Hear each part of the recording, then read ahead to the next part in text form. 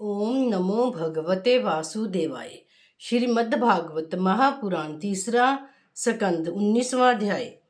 ब्रह्मा जी का देवता समेत 12 भगवान के पास आना और उनकी स्तुति करना।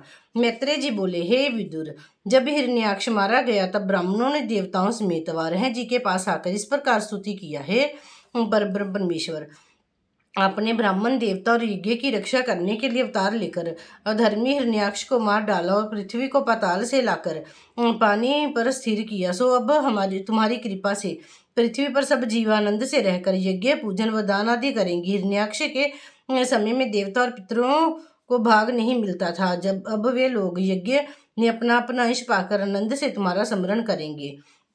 जब देवता लोग स्तुति कर चुके तब पृथ्वी स्त्री रूप होकर 12 जी के सामने आई। उसने हाथ जोड़कर कहा, हे ज्योति स्वरूप, आपने दया करके मुझको पाताल से लाकर पानी पर स्थिर किया। सब छोटे बड़े संसारी जीव अपने चरण मेरे ऊपर रखते हैं, सो आपने आदर करके मुझे अपने दांतों पर उठाया। इसीलिए मैंने अपने को कृतार्थ जाना, क्योंकि तुम्हारे चरणों की छाया संपूर्ण जगत पर पड़ती है, सो मेरी शायद तुम्हारे शरीर पर पड़ी। पर मैं एक बात से बहुत डरती हूँ कि कलयुग में मनुष्य बड़े पापी होंगे, अपना कर्म धर्म छोड़कर अशुभ कर्म करेंगे, हरि भक्तों से शत्रुता रखेंगे, तुम्हारी भक्ति से विमुख रहेंगे, अपने माता पिता और भाई बंधुओं से झगड़ा करेंगे, साले व ससुर के प्रति प्रीति रखेंगे, स्त्रियां अपने पति से प्रीति ना करेंगी, दूसरे पुरुष को चाहेंगी, पुरुष अपनी स्त्री का पालन ना करके वेश्या से प्रीति करेंगे, बेटा अपने बाप के मरने की इच्छा रखेगा कि जब ये मरे तब धन हमारे हाथ लगे और वेश्या गमन करने या जुआ खेलने की सुविधा हो। राजा लोग अपना धर्म कर्म छोड़कर प्रजा का धन लेकर उन्हें दुख देंगे। सब मनुष्य केवल अपने खाने पहनने और इंद्रियों को सुख देने की इच्छा से स्वार्थ के लिए मित्रता रखेंगे। इसीलिए कलयुग में आपस के विरोध से मनुष्यों को बड़ा दुख होगा। जब ऐसे धर्मी मेरे ऊपर अपने चरण रखेंगे तब मैं बहुत दुखी होंगी। उस दुख से मेरी रक्षा आपको करनी चाहिए। ये वचन सुनकर 12 जी बोले, हे पृथ्वी, तू इन बातों से मत डर। जब धर्मियों के उत्पन्न होने से तुझको दुख प्राप्त होगा तब हम सगुन अवतार लेकर अधर्मियों को मारकर तुम्हें सुख देंगे। ऐसा कहकर 12 जी बैकुंठ को पधारे और सब देवता अपने अपने लोक को गए। 20वां अध्याय। मैत्रेय जी ऋषिवर का विदुर जी के से जगत की उत्पत्ति कहना। शौनक आदि ऋषिवरों ने इतनी कथा सुनकर सूत जी कैसे पूछा कि जब 12 जी पृथ्वी को पानी पर स्थिर करके बैकुंठ को गए, उसके पीछे किस तरह संसार की रचना हुई। मैत्रेय ऋषिवर और विदुर से क्या संवाद हुआ। सूत जी ने कहा, 12 अवतार की लीला सुनकर विदुर बहुत प्रसन्न हुए। उन्होंने मैत्रेय ऋषिवर से पूछा, महाराज, ब्रह्मा ने संसारी जीवों को किस तरह उत्पन्न किया। मैत्रेय जी बोले, जब पृथ्वी स्थिर हो चुकी तब आदि निरंकार की माया और इच्छा से पहले 24 तत्व प्रकट हुए। फिर एक पुरुष यक्ष नाम का उत्पन्न हुआ। जब उसे भूख और प्यास लगी तब वह भोजन के लिए कोई पदार्थ ना पाकर ब्रह्मा जी के खाने को चला। जब ब्रह्मा जी ने क्रोध करके उसको मना किया तब उसके क्रोध से एक तमोगुनी पुरुष रक्ष नाम का राक्षस पैदा हुआ।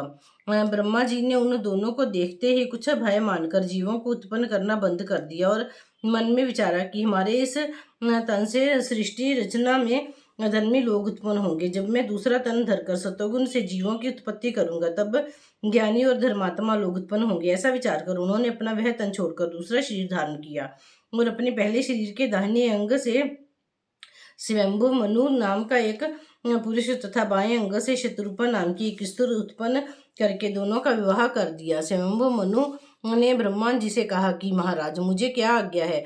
ब्रह्मा ने विचारा कि जिस शरीर से स्वयंभु मनु और शत्रुपा उत्पन्न हुए उस शरीर से परमात्मा परमेश्वर का तप व स्मरण नहीं किया था, इसीलिए हरि भजन किए बिना धर्मात्मा व ज्ञानी मनुष्य इनसे उत्पन्न नहीं होंगे। ये बात सोचकर ब्रह्मा ने स्वयंभु मनु और शत्रुपा से कहा कि तुम लोग पहले परमेश्वर का तप व स्मरण करके पीछे से संसारी जीवों की उत्पत्ति करो, जिसमें धर्मात्मा मनुष्य उत्पन्न हो। ब्रह्मा जी की आज्ञा से स्वयंभु मनु और शत्रुपा उसी समय वन में तप करने चले गए। उनके जाने के उपरांत ब्रह्मा ने भगवान जी के ध्यान करके उनसे प्रार्थना की, हे दीन दयाल, मेरा अपराध क्षमा करो, मुझसे संसार रचने में भूल हुई, यह कठिन काम मुझसे ना बन पड़ा तो मुझे सामर्थ्य दे जिसमें तुम्हारी आज्ञा अनुसार जीवों की उत्पत्ति हो। ये बात सुनकर ब्रह्मा जी को ध्यान में नारद जी ने यह उपदेश किया, हे ब्राह्मण, हे ब्रह्म, अब तुम्हारा तन शुद्ध हुआ, तुम संसार की रचना करो, धर्मात्मा और ज्ञानी मनुष्य उत्पन्न होंगे।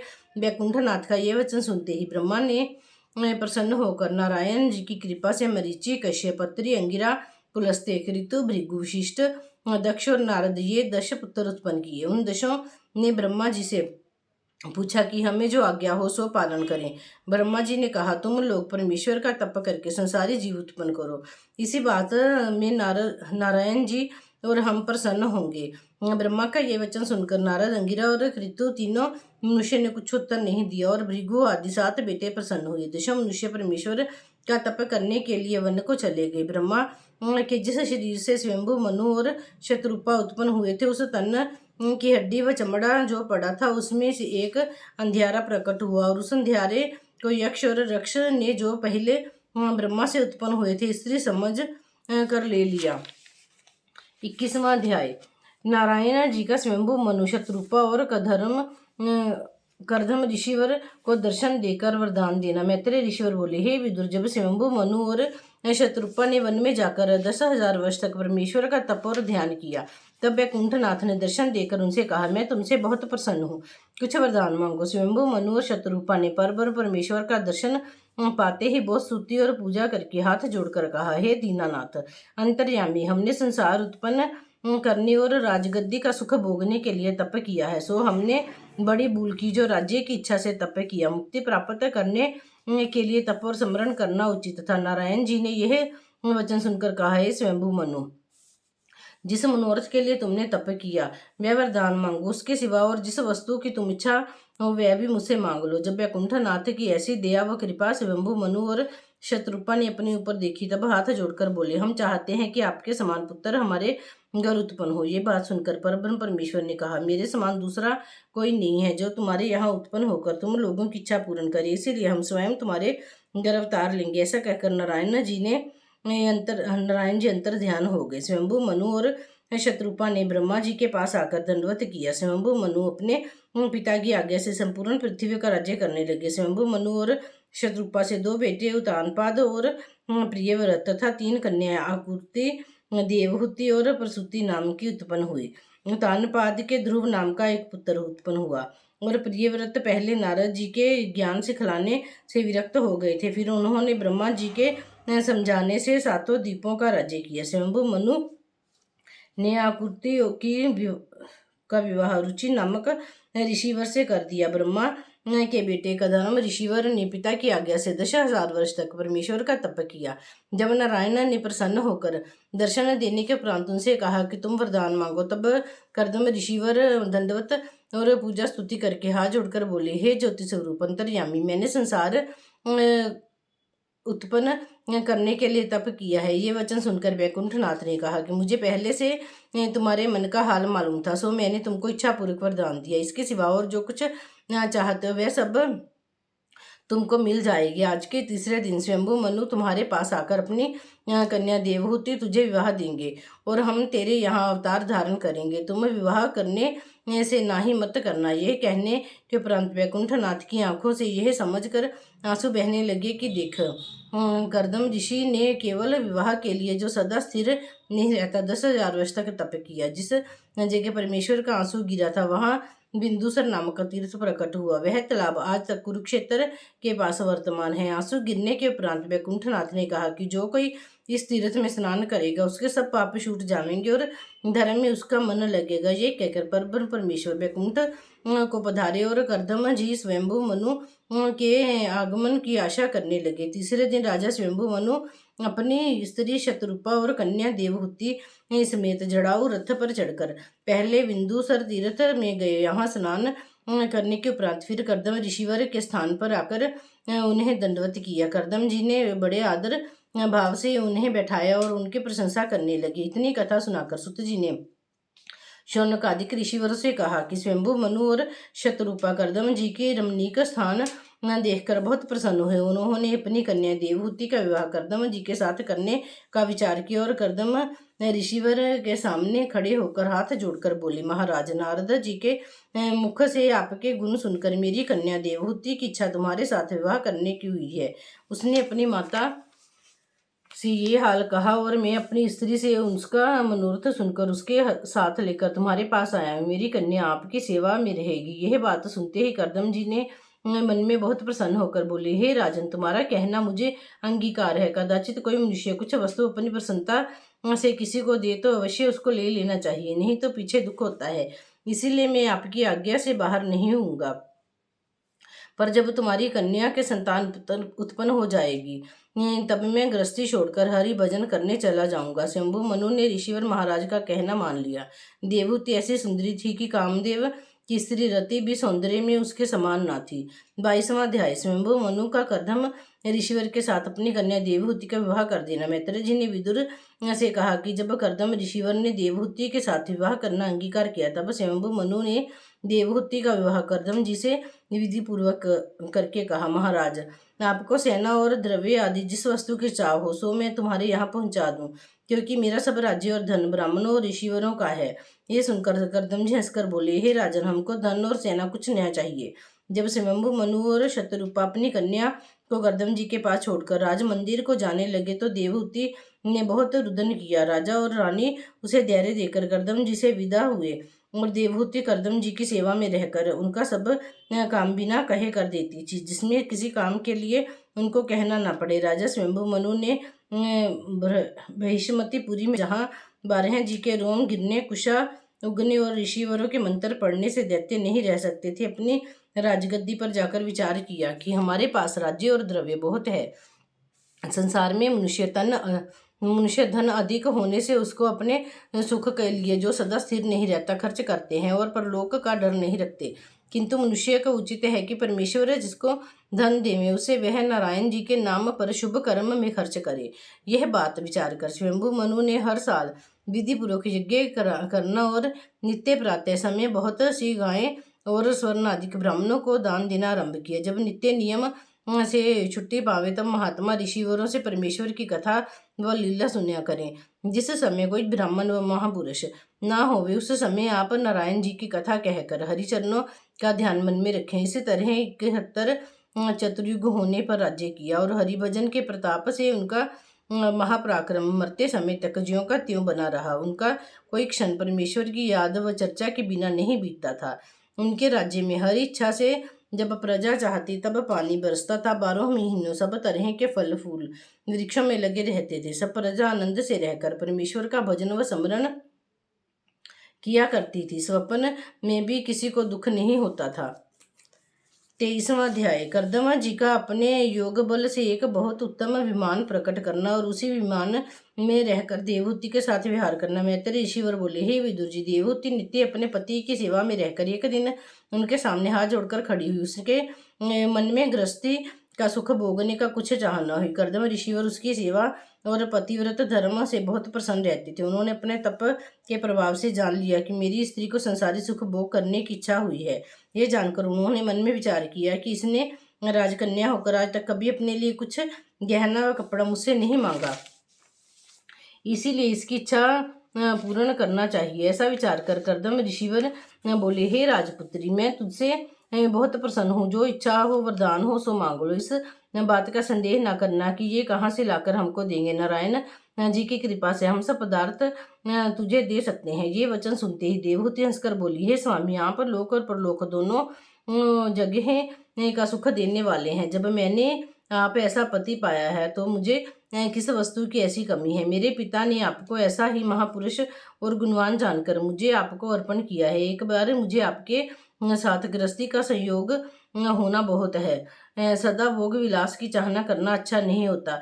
ये बात सुनकर कर्दम जी ने कहा, तू संतोष रख, मैं तेरी इच्छा पूरी करूंगा। अपने पति का ये वचन सुनकर देवहूति ने मन में विचार किया कि मेरे पास कुछ गहना कपड़ा और स्थान आदि संसारी सुख भोग करने के योग्य नहीं है। मेरा शरीर मिट्टी व धूलि से भरा है, किस तरह भोग विलास होगा। कर्दम ऋषिवर अंतर्यामी थे।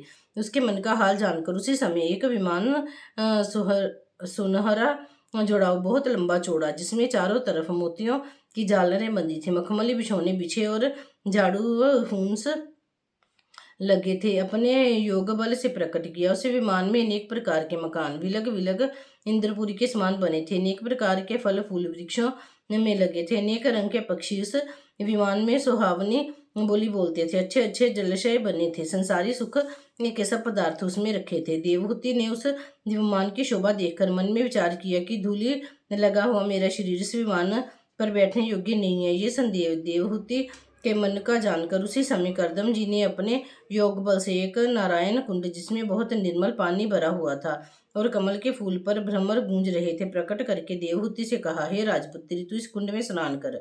ऋषिवर की आज्ञा से जब देवहूति ने उस कुंड में स्नान किया तो वह बहुत सुंदर दिव्य रूप देव कन्या के समान 12 वर्ष की अवस्था होकर जड़ाऊ गहने व उत्तम वस्त्र पहने उसमें से बाहर निकल आई। उसके 7,000 दासी व बहुत सुंदर गहने व कपड़े पहने, हाथों में चमर आदि सब वस्तुएं लिए हुए उस कुंड से बाहर निकलकर बोली, हे राजपुत्री, जो आज्ञा सो करे। उस समय राजपुत्री ऐसी सुंदर मालूम होती थी कि कामदेव की स्त्री रति भी उसके सामने नहीं थी। जब करदम ऋषिवर ने उस चंद्रमुखी का रूप देखा तो अपने तन को निहार कर मन में विचार किया कि मुझको भी उचित है कि अपना शरीर देवहूति के साथ प्रसंग करने योग्य बनाऊं।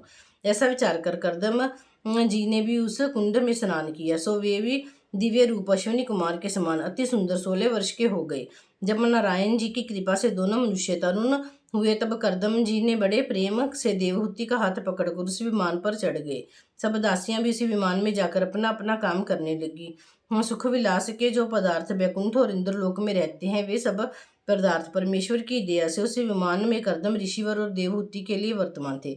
उस विमान पर बहुत दिनों तक करदम जी और देवहूति ने रहकर संसार का सुख उठाया। जब उसका चित्त कहीं जाने की चाहता था तो वह विमान पवन के समान उड़ता हुआ इंद्रलोक, वरुणलोक, कुबेरलोक, गंधर्वलोक आदि सब लोकों में और मंदरांचल आदि पहाड़ों पर एक क्षण में चला जाता था। देवकन्या और देवता आदि उस विमान की सुंदरता और रचना देखकर करदम जी और देवहूति के भाग्य की बड़ी सराहना किया करते थे। जब उसी तरह करदम ऋषिवर को 10,000 वर्ष देवहूति के साथ भोग विलास करते बीत गए और उनके 9 कन्याएं उत्पन्न हुई, तब करदम जी ने चाहा कि मैं संसारी भोग विलास छोड़कर फिर नारायण जी का तप व ध्यान करूंगा। ऐसा विचार कर उन्होंने देवहूति से कहा, हे राजपुत्री, तुम कहो तो मैं परमेश्वर का भजन करने चला जाऊं। अब मेरा चित्त गृहस्थी में नहीं लगता। यह वचन सुनकर देवहूति हाथ जोड़कर बोली, महाराज, हरि भजन करना बहुत अच्छी बात है। मैं भी आज तक संसारी सुख विलास में भूलकर आपकी सेवा टहल से विमुख हो रही। मुझे उचित था कि आपके चरणों का ध्यान धरकर मुक्ति पाती। सो संसारी सुख भोगने से 9 कन्याएं उत्पन्न हुई हैं। इनके विवाह करने का सोच मुझे लगा है। इनका विवाह करके मैं भी बंधन से छूटती तो आपके साथ आपकी सेवा टहल करने के लिए चलती। सो इन कन्याओं का विवाह कर दीजिए और मुझे भी अपने साथ लेकर वन को चलकर हरि भजन कीजिए। आपके चले जाने के उपरांत मैं इनका विवाह करने के लिए कहाँ वर पाऊंगी। अब तक मैंने संसारी सुख के लिए आपकी सेवा की, जो आपको परमेश्वर भाव जानकर आपकी टहल करती तो अपना परलोक बनाकर आवागमन से छूट जाती। मैंने अपने बाप के यहाँ महात्मा लोगों से ये बात सुनी थी कि जिसने मनुष्य तन पाकर हरि भजन व सत्संग नहीं किया और संसारी माया मोह में फंसकर भ्रष्ट हुआ, उनका जन्म लेना निष्फल समझना चाहिए। परमेश्वर की माया ने मुझे ठग लिया। जो आप ऐसे महापुरुष पति पाने पर भी मैंने हरि भजन नहीं किया। संसार में जो मनुष्य शालग्राम व ठाकुर जी का भोग लगाए बिना भोजन करते हैं, उन्हें जीते हुए मृतक के समान जानना चाहिए। ये बात सुनकर करदम ऋषिवर ने मन में विचार किया कि परमेश्वर ने मेरे यहाँ अवतार लेने के लिए वरदान दिया था, सो अभी तक जन्म नहीं लिया। गृहस्थी छोड़ देने से यह बात रह जाएगी। करदम ऋषिवर परमेश्वर का ये वचन याद करके अपनी स्त्री से बोले, हे राजपुत्री, तू अपने मन में किसी बात का संदेह मत कर, तेरे गर्भ से नारायण जी अवतार लेंगे। ऐसा कहकर करदम ऋषिवर ने देवहूति के साथ भोग किया। सो हरि इच्छा से उसी समय उसके गर्भ रहा। बोलो श्री विष्णु भगवान की जय।